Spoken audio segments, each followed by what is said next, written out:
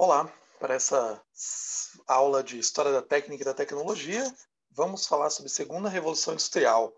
A gente falou, né, sobre a Primeira Revolução Industrial e agora a gente vai entrar um pouquinho quando tem uma expansão da Revolução Industrial para outras localidades ali na Europa. E a gente vai ver algumas principais tecnologias. Claro que existem muitas outras, né, mas a gente vai focar em algumas aqui especificamente. Foram talvez algumas que eu acho que foram as mais assim impactantes.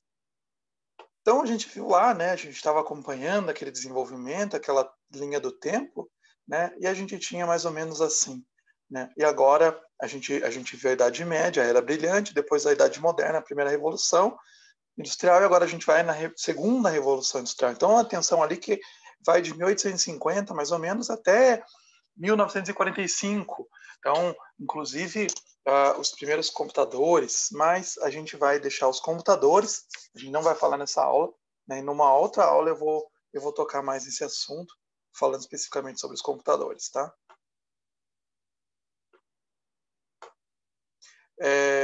Então, uma das marcas da segunda fase da Revolução Industrial são um aperfeiçoamento em algumas instituições focadas em tecnologia. Então, a gente tem a fundação das primeiras escolas, já que a École Polytechnique na França, 1794, né, a gente tem o MIT nos Estados Unidos, ali por torno de 1850 mesmo, né, que Massachusetts Institute of Technology, inclusive eu já mencionei em sala de aula que é pela primeira vez que a palavra tecnologia aparece, né, numa instituição oficial, então essa palavra se torna mais presente, né, no cotidiano.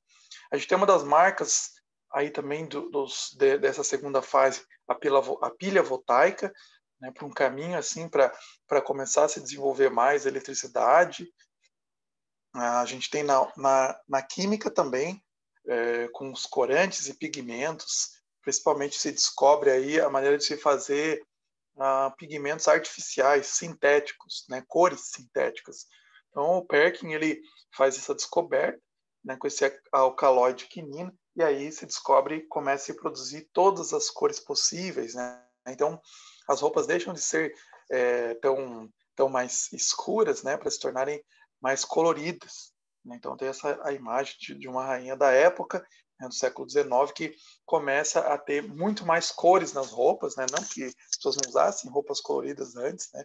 Principalmente o vermelho, cores mais associadas à realeza, mas agora começa a se tornar muito mais comum diversas cores porque ficou mais barato se produzir. Antes, para você tirar uma cor, né, para você arranjar uma cor, então você tem que pegar às vezes, né, uma árvore, por exemplo, né, no pau-brasil, lá, né, aqui no Brasil, outras regiões que tinham essa árvore, então era muito mais, a extração era muito mais complicada.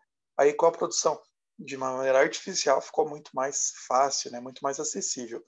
E começa a ter tanto o exemplo da pilha voltaica como na química, aqui era o inglês ainda, né, o PERC era o inglês, começa a se ficar mais presente a força, fica mais evidente a força dos estudos. Né? Você precisa ter agora não só mais, por exemplo, lá o James Watt, né, quando ele cria que ele era praticamente um prático, né, que inventando ali com seu conhecimento mecânico e tal, agora você precisa ter cada vez mais um conhecimento científico. Então, nessa segunda fase da Revolução Industrial, a educação científica se torna fundamental e são os países que vão se desenvolvendo mais, que investem mais nisso. Né? Então, por exemplo, temos a Alemanha, né, que ela estava atrás, saiu atrás na corrida da Revolução Industrial, tanto ela quanto a França, né, mas a Alemanha passa por uma purificação, né, nesse século XIX, e ela começa a investir mais em ciência e tecnologia. Não, ela já tinha universidades, né, desde a Idade Média, mas um investimento muito mais forte. Isso eles colhem em várias áreas, onde a Alemanha se torna, inclusive na eletricidade também, né, vai se tornar uma grande líder, mas na química. Né, a gente tem aí essas grandes empresas aí bastante conhecidas. É, com a Bayer com a aspirina, né, a Rost, a BASF, então eles começam a ter esse investimento bem forte na área da química e eles se tornam os grandes líderes, né, por causa desse investimento na educação e na ciência. Eu peguei e escolhi 4 grandes invenções dessa época, que são bastante importantes e marcantes, né, desse período, que a gente consegue pensar bastante como foi dinâmica esse período aí de desenvolvimento tecnológico, que é o rádio, a eletricidade, o avião e os carros.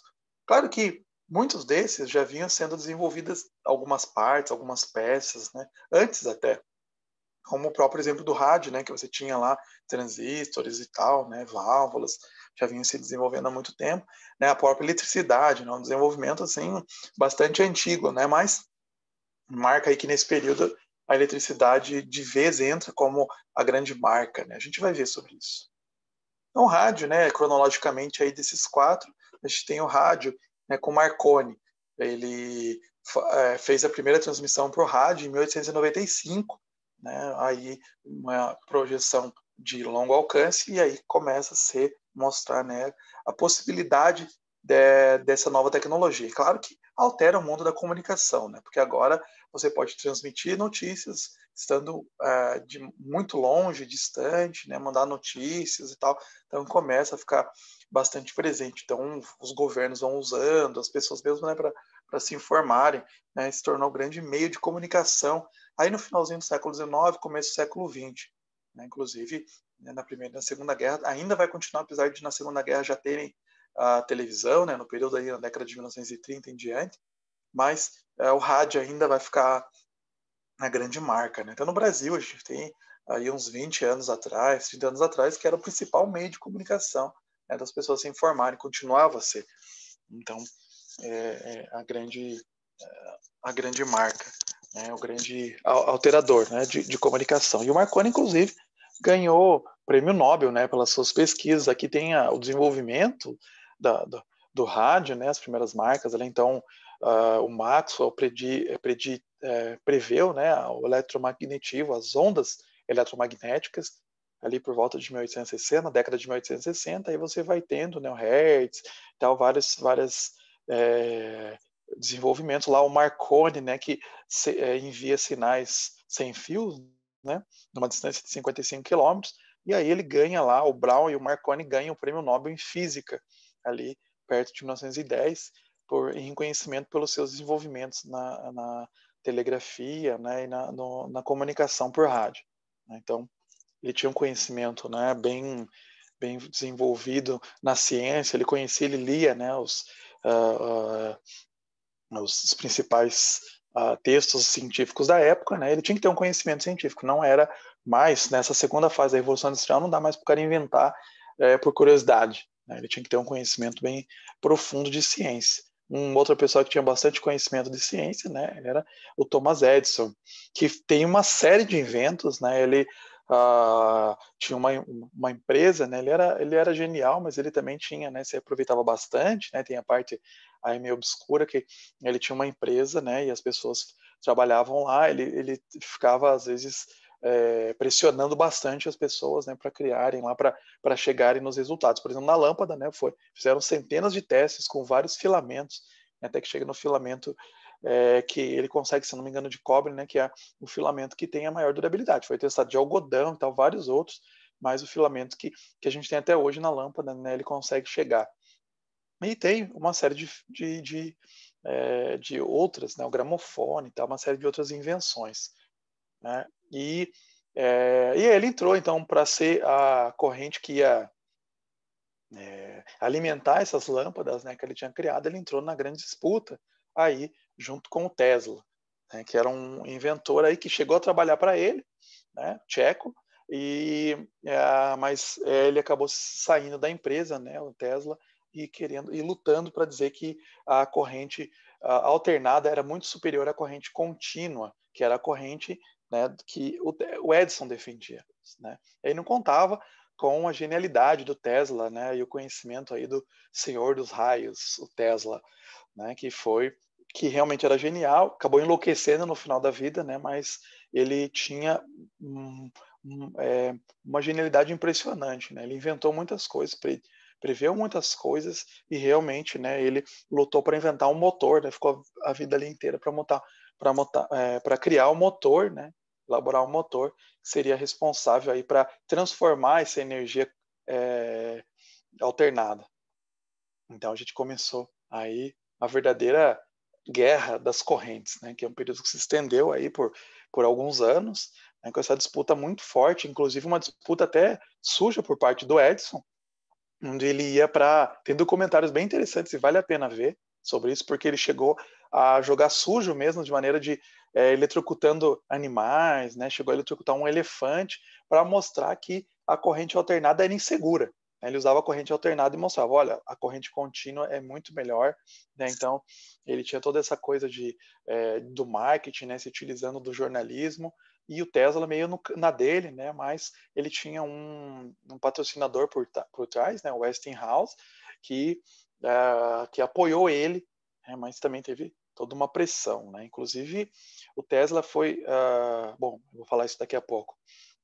Essa corrente, né, acaba finalmente em 1895, né, a corrente contínua, a corrente alternada, né, alternate, a corrente alternada, né, AC, e a corrente contínua, DC, né, corrente. Então o Tesla defendendo a corrente alternada, que era muito, você conseguia enviar a corrente de maneira muito mais distante, né, do que a corrente contínua. A corrente contínua, se tivesse vencido, a gente teria a necessidade de ter transformadores em cada quarteirão praticamente, né, porque ela não tinha um acesso tão distante, ela não chegava até tão longe, precisava ter esses transformadores, né, e ainda bem que ganhou, né, a corrente alternada. Claro que a corrente contínua também foi importante, né, e é importante até hoje, mas para meio de transmissão, né, de casas, é a corrente melhor. Então ele venceu. Apesar disso, né, o Tesla morreu pobre, até porque ele deixou de ganhar os royalties, porque ele falou, né, no começo, junto com o Westinghouse, ele fez uma proposta, né, que ele ia ganhar tantos por cada watt gerado, né, de energia, mas depois, quando começou a se popularizar e funcionar, viram que ia ser absurdo, ele ia ficar milionário, na verdade, e o Westinghouse ia ter grandes problemas para pagar os royalties por essa energia, e o Tesla, né, ele não tinha muito interesse, sim, em se tornar rico, né, e ele deixou de ganhar esses royalties, né, mas ele era bem problemático, né, que tinha vários problemas, assim, mentais até, né, esquizofrenia e tal, e acabou morrendo sozinho no hotel e tal, sem muitos amigos. É bem triste a história dele, né? Mas ele ganhou essa corrente quando ele demonstrou que a corrente era aqui não é ele, tá? É só uma brincadeira, né? Mas quando o Tesla demonstrou que a corrente não era perigosa em nada. Ele entrou, ele testou, ele fez, essa imagem representa bastante, uma dessas, inclusive tem até hoje, né, a bobina de Tesla. Ele foi lá, colocou a bobina de Tesla e sentou enquanto passavam raios por toda a volta dele, né, demonstrando como era extremamente seguro essa corrente, não era nada perigosa, né? E aí ele demonstrou de maneira até fantástica, assim, né, bem espetaculosa, né? E claro, foi para os jornais e aí todo mundo aceitou, né, acatou e viu que realmente a corrente alternada era bastante segura, e o Tesla vence essa, né, usou a arma do próprio inimigo, né, ali do concorrente dele, do Edison, que era bastante midiático, e o Tesla foi lá então e mostrou na mídia também que a corrente dele, a corrente alternada, né, a corrente que ele defendia, era segura e não tinha problema nenhum. E ele vence em 1895, acaba essa guerra das correntes. Tem esse filme, tem esse livro que é baseado nesse livro, Os Últimos Dias da Noite. É um livro bem legal porque é romanceado, né? Então é baseado em fatos reais, mas de uma maneira mais romanceada. Então é bem legal de ler esse livro, bem gostoso. Tem um filme, não é tão bom, infelizmente, o filme. Eu fiquei aguardando bastante tempo para assistir esse filme, né? E teve bastante problemas aí para ser lançado e tal, né? Mas finalmente saiu, né? Acho que já faz uns anos aí, mas é legal pela curiosidade, né? Que vale a pena ver toda essa disputa, né? Que tem toda aí espionagem e tal. É bem legal a história, né? Por trás, é bem divertido. E esse livro aqui eu indico, né? Porque ele não conta só a história do Tesla e do Edison, mas conta várias outras rivalidades que na verdade foram bastante importantes para o desenvolvimento científico e tecnológico. Tá? É esse. Porque o que acontece? Quando você tem a competição, você se força, né, a correr, a se desenvolver mais. A gente vê agora, né, teve a competição aí, né, por vacinas, a gente vê essa corrida, né, quando tem aí todos os países tentando, os países de primeiro mundo, né, os países do norte que têm mais potenciais tecnológicos, científicos, correndo atrás para ver quem que vai sair na frente de enviar uma cura, né, criar uma cura. Então você vê que as rivalidades são muito importantes na história da ciência e da tecnologia. Né, tanto que, e essa, né, do Wesley, do Tesla e do Edison foram marcantes, né, tanto que está na capa desse livro, bem legal, esse livro que vai contando várias, outros do Isaac Newton, né, e tal, com Leibniz, tal, com outros aí na história. Bem, bem interessante. Aqui a gente tem uma imagem de, veja aqui, né, de alguns anos, vista do céu, né, claro que é uma montagem, a quantidade de luz que a gente tem à noite, né, no planeta.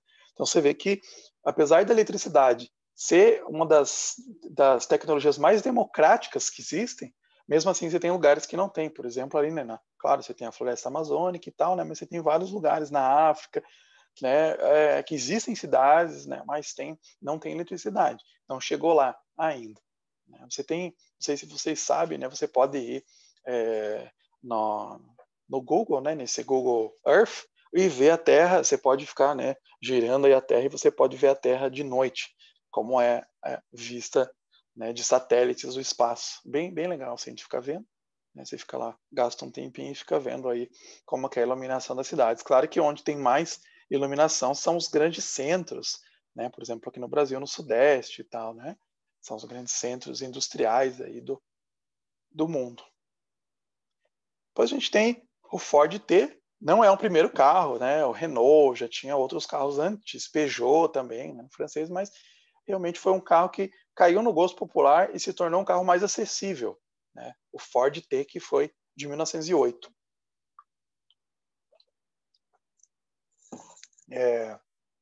O Ford, então, criou esse meio de produção em massa, que aí acabou barateando a produção e também popularizando mais, porque ficou, né, mais comum, mais fácil das pessoas comprarem.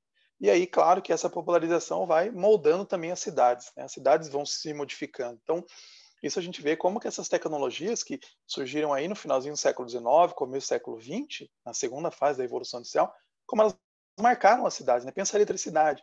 Né? Antes, mesmo no século XIX, as cidades eram mal iluminadas e tal, até eram perigosas, né? Mais perigosas porque, né, você à noite tinha pouca iluminação e ficava se escondendo, né? Os delinquentes e tal, né? E era mais complicado. E com a eletricidade você acaba, né, facilitando mais e tal, e criando cidades mais seguras, mais iluminadas, mais tranquilas de andar à noite. Então modifica bastante. Os carros também. Né? Você vê que as cidades, olha aqui, tem Amsterdã, né, um exemplo disso. As cidades vão ficando mais largas, né, porque precisa de mais estradas. Veja Toledo, né? Quando você viaja para uma cidade mais antiga, até algumas ruas lá em Curitiba mesmo, você vai para Minas Gerais, Ouro Preto e tal, você vê que tem algumas ruas bem finas. Aí você vem aqui em Toledo, ruas bem largas, né? Uma das coisas até que me surpreendi, né? Quando cheguei aqui em Toledo, né? Ruas bastante largas. Por quê? Porque já foi uma cidade que foi construída na era dos carros. Né? Então, modificou bastante, gerou alguns problemas, né? Com poluição, com ter que demolir algumas construções, até para ampliar. Né? Isso aconteceu em algumas cidades antigas como Amsterdã. Então você tem aí uma foto aí antiga, né, século XIX, você já tem uma foto no século XX, claro que com metade do século XX, ali no meio, né, e as cidades começaram a se ampliar, e Amsterdã foi uma cidade que chegou um momento e falou, não, calma, parar agora, né, vamos parar essa expansão, a gente não vai parar onde, né, ampliando cada vez mais, né, vamos parar aí, e eles voltaram e para incentivar o uso da bicicleta, porque não ia ter fim o aumento de estradas. E aí eles facilitam bastante mais, né, incentivam o uso de bicicletas, tanto que hoje é uma cidade de ciclistas, né? Amsterdã é uma cidade, tem ali a última imagem, né, que você vê centenas de bicicletas, né, e nenhum carro praticamente, né? Você vê talvez um carro lá no final, né, da imagem, porque focaram nisso, falou, não, a cidade vai ficar mais bonita, as pessoas vão ser mais saudáveis, não vai ter tanta poluição, né? Focar nisso. Seria um grande exemplo que poderia ser seguido para muitas cidades, né? Focar mais nas bicicletas. Outra aí a gente tem, né, o avião, Santos Dumont, em 1906, então ele consegue dar essa volta com 14 bis lá em Paris, né, onde ele tinha residências, e dá essa volta ali na Torre Eiffel.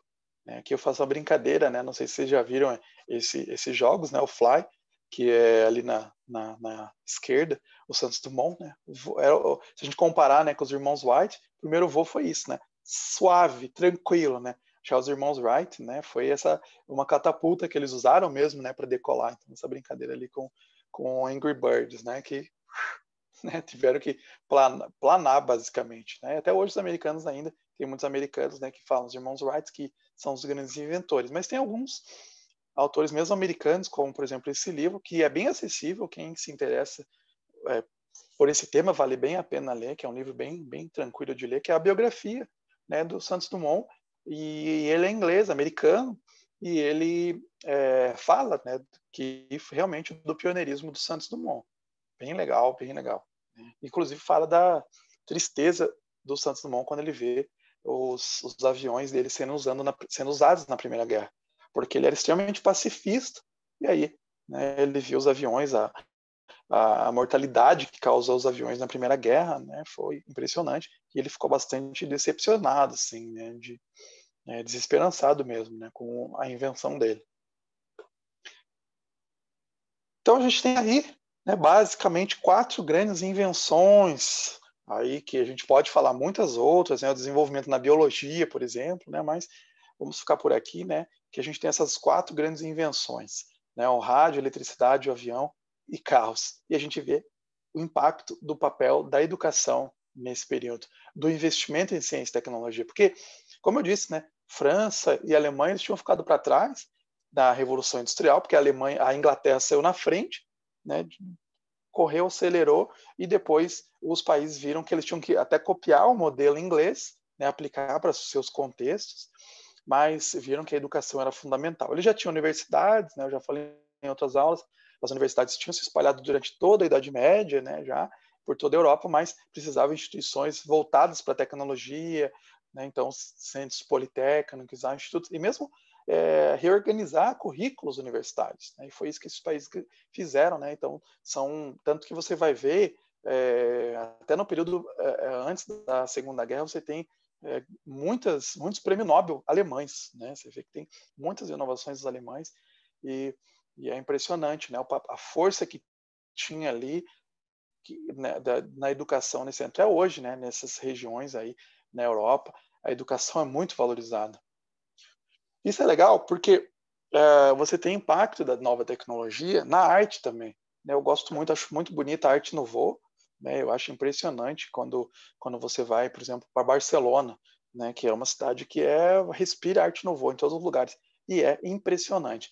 E foi uma arte que eles não ficaram com medo. Muitas vezes os artistas, né? As pessoas, os filósofos, ficam com medo da tecnologia, né? E aqui o que aconteceu foi que os artistas da arte nouveau, eles abraçaram, eles olharam para a tecnologia e falaram, não, vamos usar a tecnologia para coisas boas. E eles começaram a construir e usar, por exemplo, o ferro, né, e novas técnicas de construção e fazer arte decorativa, lindíssimas. Né? A gente tem dois grandes exemplos, uma escada Arte Nouveau, e aqui o Palau de la Música Catalã, que fica lá em Barcelona, né, que é um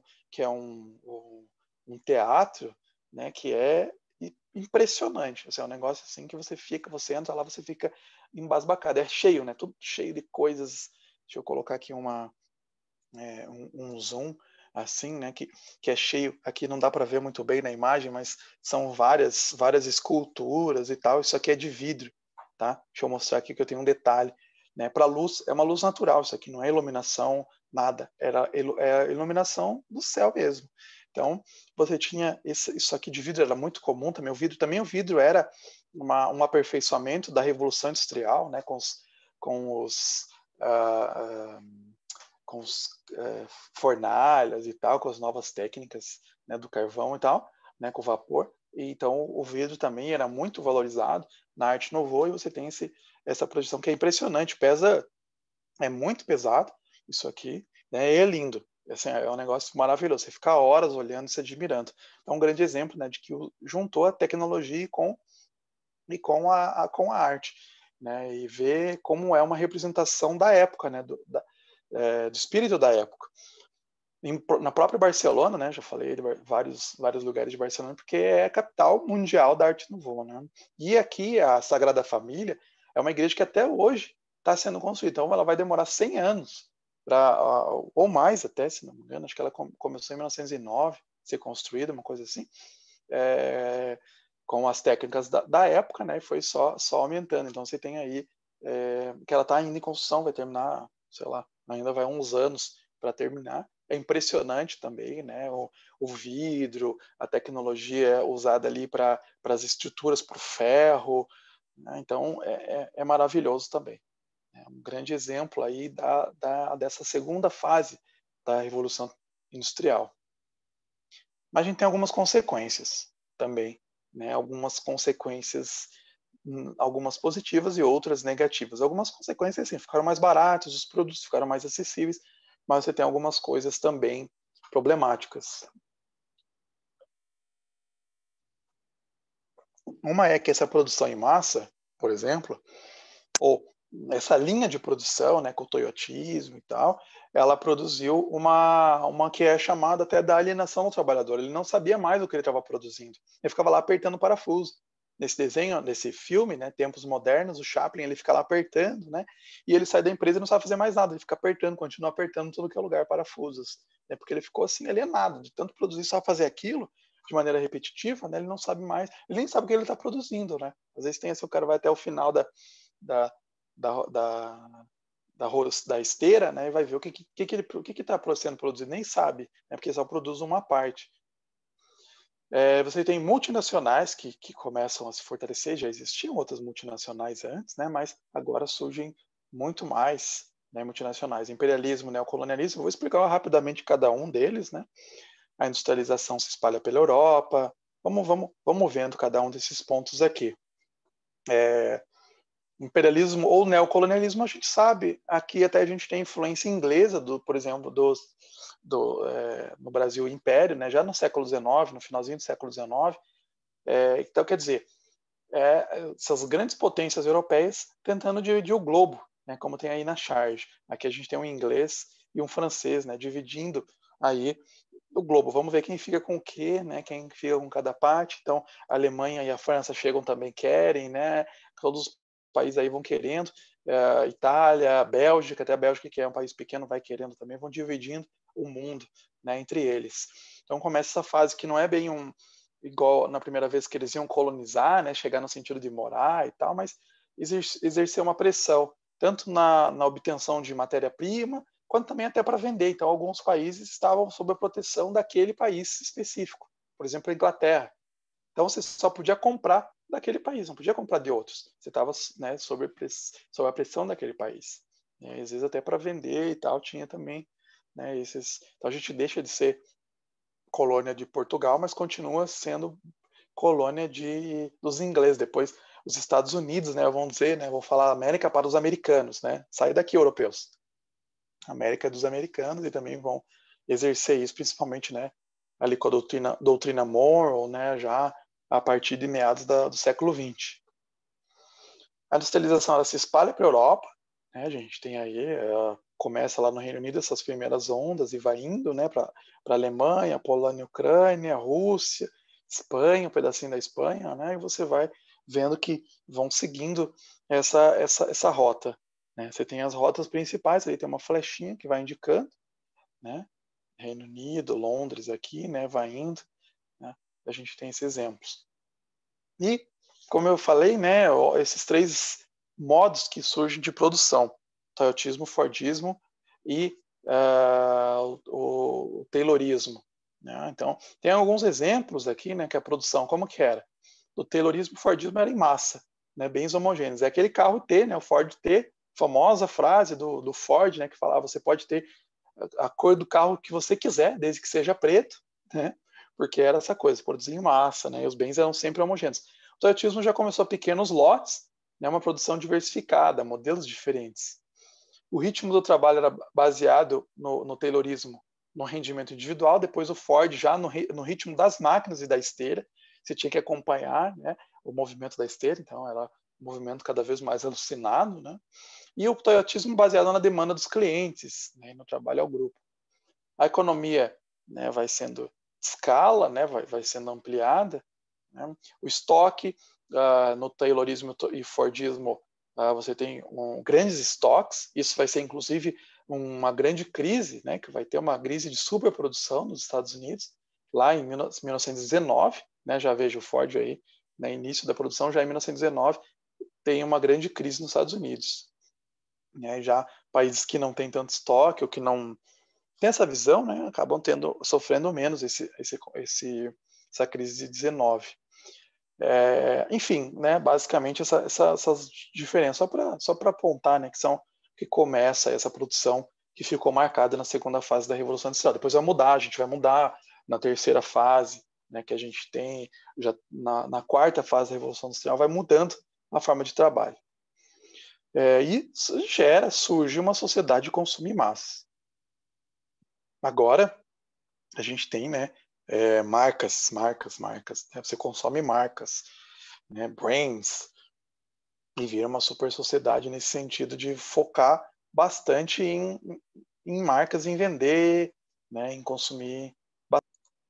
Isso tem o lado positivo e o lado negativo, né? O lado positivo é que os produtos acabam ficando mais baratos, mas o lado positivo, né? O lado negativo é que você tem uma enxurrada de produtos, tem que focar no consumo, inclusive gerar propagandas, né? Gerar um marketing, todo o marketing bastante ofensivo, né? Bastante forte para vender. Você precisa vender, não dá para você ficar com um aparelho 10 anos, né? Você precisa comprar sempre, tá sempre comprando, né? Então gera uma necessidade de corrida atrás do status e tal, né?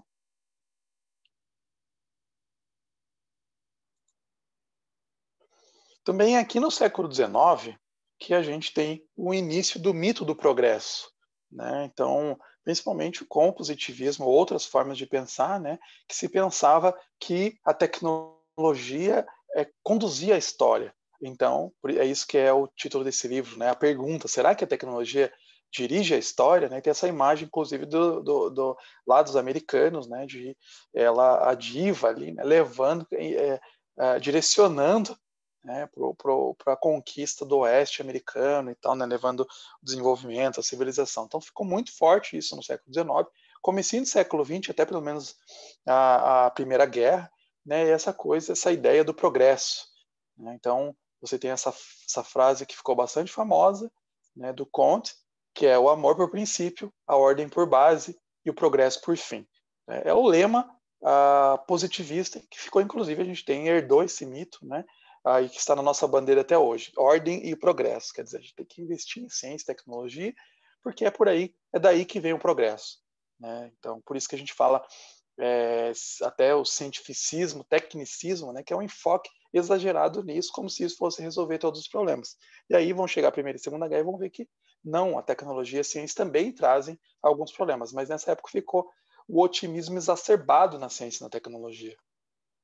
Então, essas imagens, assim, né, do progresso, né? Nós estamos sempre avançando, se desenvolvendo, né? É isso que mostra aqui essa imagem, né? Uma linha do tempo mostrando, né, que o céu é o limite, né? E nem isso, né? Mais o céu já não é o limite mais do século XIX. Você tem as obras lá, você vai ler, você quer pegar um pouquinho da mentalidade do século XIX com relação à tecnologia, você lê os livros do H.G. Wells, né? H.G. Wells. Que você tem lá a Máquina do Tempo, Guerra dos Mundos, você vê assim, né, esse enfoque no avanço tecnológico, e os seres humanos não podem parar, né? Pelo contrário, eles têm que investir cada vez mais, então eles vão ser invadidos por outros seres de outros planetas mais envolvidos e a gente vai se ferrar. Então a gente precisa, né, investir mais nisso para vencer, né, para se desenvolver. Então esse mito ficou muito forte. Né, e herdou, a gente tem até hoje ainda, né, livros que falam o progresso, né, a gente tem que investir no progresso e tal. Então, uma das primeiras perguntas que eu fiz na aula, né, na primeira aula, foi exatamente isso: progresso, determinismo tecnológico, será que realmente a gente pode pensar como só um progresso, como só, né, uma caminhada para cima? né? Mas a gente vê que a gente tem muitos problemas, poluição, problemas de desigualdade, né? Nem sempre a tecnologia é melhor, né? A gente tem uma tecnologia que ela pode ser melhor em um aspecto, né? Então ela pode ser mais rápida. Um carro que ele é mais rápido do que o outro, mas ele produz mais poluição, né? Então, será que ele é tão bom assim? Então, assim, é, são alguns problemas. A gente pode, tem vários outros problemas, tem vários outros pontos positivos, né? Não dá para a gente focar em alguns. Como tem muitas tecnologias, né? Não são só essa. Deixa eu só ver se tem alguma coisa, né? Mas eu foquei algumas para a gente ver, né? Como que aconteceu no século XIX, alguns pontos principais e como eles moldaram, né? Então, pessoas que nasceram nessa época, é bem legal, que eu gosto de ler, inclusive biografias das pessoas dessa época, né? Então, inclusive, é o período que eu pesquiso, né? A primeira metade do século XX, né? Filosofia no século XX. É impressionante quando eu leio as biografias dessas pessoas e vejo até ou cartas que elas escreveram, por exemplo, o C.S. Lewis, o Tolkien, as cartas que eles escrevem nesse período, né? Mostrando como foi um período bastante dinâmico tecnologicamente, bastante complexo, né? Era muito rápido, era vertiginoso, né? Por exemplo, como diz esse livro aqui, né? Os Anos Vertiginosos, foi um dos livros que eu me baseei para essa aula, né? Que ele está falando só, ó, esse livro é bem grosso, ele está falando só até 1914, de 1900 a 1914. Então vai passando, né? Cada capítulo ele trata de um ano, então são 15 anos, né? De 1900 a 1914. Cada capítulo mostrando um ano e algumas das principais inovações. Então, não só essa que eu citei, mas na área da biologia, da química ali que eu mencionei no começo, né? Armamentos também, né? Que é uma coisa bastante importante também, né? Que se desenvolveu muito, né? Algumas tecnologias voltadas para a guerra, né? Até o submarino, que não era no início para guerras, né? Mas ele foi implementado várias, né? Mesmo fábricas de carros europeias, como por exemplo a Peugeot, a Renault, elas tiveram que parar de fabricar carros para fabricar motores para os tanques de guerra, porque eles estavam, né, envolvidos ali em guerra, na primeira e na segunda. Né? Isso atrasou até o desenvolvimento do ramo automobilístico na França, né? Enquanto os Estados Unidos estava tranquilo, né? Não tinha guerra no seu território e pôde investir e se desenvolver bastante. Tanto que a Ford vendeu horrores, inclusive na Europa. Né? Cresceu bastante nesse período das duas guerras. Então a ideia foi mostrar um pouquinho aí da segunda fase da Revolução Industrial. A força era a eletricidade, a energia. Se na primeira fase da Revolução Industrial o que movimentava as caldeiras, né, as máquinas, era a energia a vapor, agora a gente tem a energia elétrica, né, cada vez mais, inclusive com muitos envolvimentos em vários lugares, não só nos Estados Unidos, tá? Na Inglaterra, na Alemanha também, muitos investimentos, muitos envolvimentos, muitas empresas que ficaram muito fortes. Vocês que são da área de engenharia devem saber que a Siemens, por exemplo, é uma empresa alemã que é muito forte no ramo de eletricidade, já no finalzinho do século XIX em diante. É uma das grandes empresas líderes nessa época. Então, foi alguns pontos, a gente pode pensar em outros. Às vezes a gente tem um exagero de dizer que só teve coisas negativas, né? Porque focam na vida dos trabalhadores, que realmente foi bastante complicado, mas também a gente teve algumas vantagens, alguns pontos positivos no sentido de produtos mais baratos, produtos mais padronizados, mais acessíveis, né? Uma quantidade de escolhas maiores, né? E as cidades foram melhorando. Né? No começo eram bastante poluídas, mas foram melhorando cada vez mais. Né? As pessoas foram tendo uma condição de vida paulatinamente melhor. Né? Então, assim, a gente precisa olhar para os dois lados, positivos e negativos, né? E ver que realmente essa era foi assim bastante dinâmica, né? Bastante vertiginosa, tá?